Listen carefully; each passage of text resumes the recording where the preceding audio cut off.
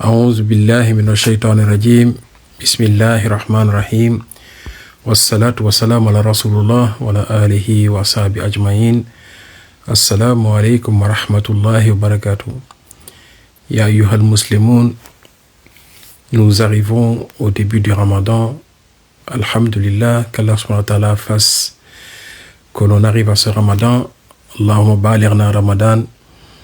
L'occasion pour nous, Inch'Allah, de revoir un sujet très important qui concerne les annulatifs du jeûne du Ramadan, mais également ce qui est permis pendant ce jeûne du Ramadan. Ici donc, on va essayer de lister quelques annulatifs les plus communs selon donc le Coran et la Sunna de Rasulullah sallallahu alayhi wa sallam, et avec la compréhension des pieux prédécesseurs et des savants. Donc parmi les annulatifs, on a donc le fait de manger, bien évidemment, le fait de boire, le fait d'avoir des rapports sexuels pendant la journée du Ramadan, le fait d'avoir une éjaculation intentionnelle, une personne qui joue avec ses parties intimes jusqu'à donc aboutir à cet orgasme, ça rompt le jeûne du Ramadan. Le fait de provoquer un vomissement de façon donc délibérée, le fait pour la femme d'avoir ses menstrues ou ses lochis pendant la journée du Ramadan, tout cela, ça annule le jeûne du Ramadan de cette journée. Le fait de perdre la raison, la folie ici, le fait de s'évanouir de façon totale durant toute la journée, de Fajr jusqu'à Maghrib, le fait de faire une apostasie, de prononcer délibérément des paroles qui te sortent de l'islam, le kufr, les perfusions nutritives, le fait également de fumer la cigarette ou la chicha. Donc voici quelques, on va dire, annulatifs.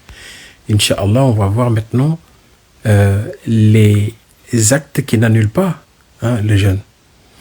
De la même manière que les actes qui annulent le jeûne, il est important aussi de savoir ce qui est autorisé durant donc le jeûne. Le fait de boire ou de manger par oubli, je dis bien par oubli, cela n'annule pas le jeûne du Ramadan, car le prophète Mohammed sallallahu alayhi wa sallam nous a dit que celui qui mange ou qui boit par oubli, qu'il complète son jeûne. Car c'est Allah subhanahu wa ta'ala qui l'a nourri et abreuvé.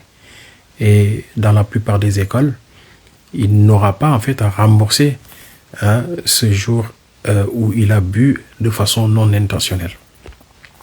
Le fait de se brosser les dents, sans avaler bien évidemment la salive, sans avaler l'eau. Et ici, ce n'est pas du tout interdit, même si il faut être vraiment précautionneux pour éviter que l'eau ne traverse la gorge.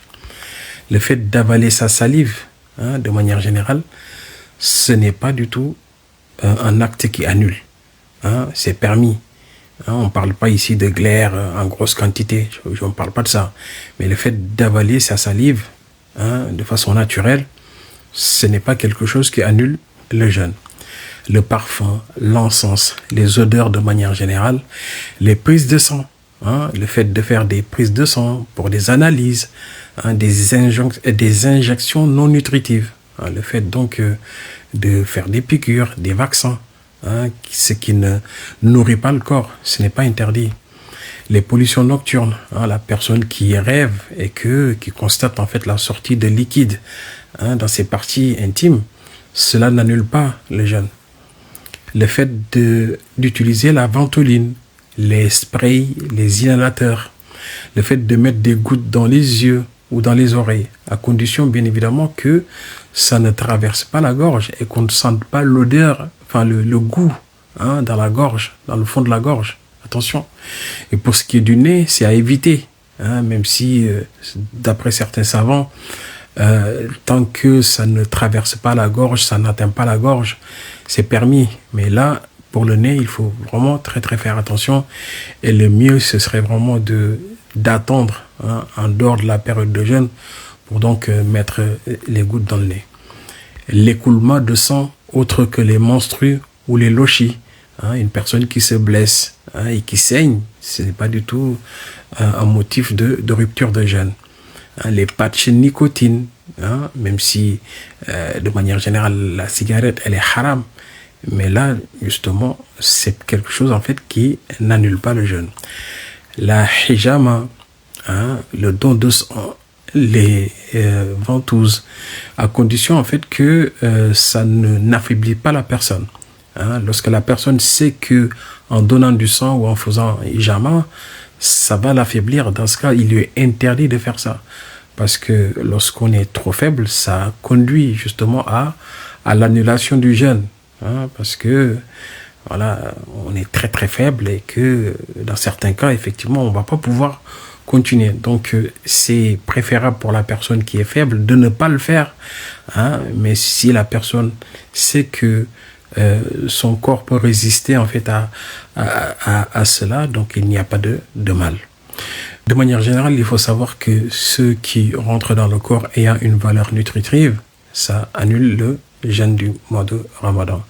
Chers frères et sœurs, nous demandons à Allah subhanahu wa ta'ala de nous accorder la saine compréhension de sa religion, de nous compter parmi les meilleurs de sa création, qu'il nous accorde la santé afin qu'on puisse faire ce mois de jeûne, faire ce mois de Ramadan, et qu'Allah subhanahu wa ta'ala nous accepte notre mois de jeûne de Ramadan qui va arriver, qu'il nous pardonne nos péchés et qu'il nous donne la taqwa à l'issue de ce mois. Bi rahmatika arhamar rahimin. Wa sallallahu barik ala sayyidina Muhammadin wa ala alihi wa ashabi ajma'in.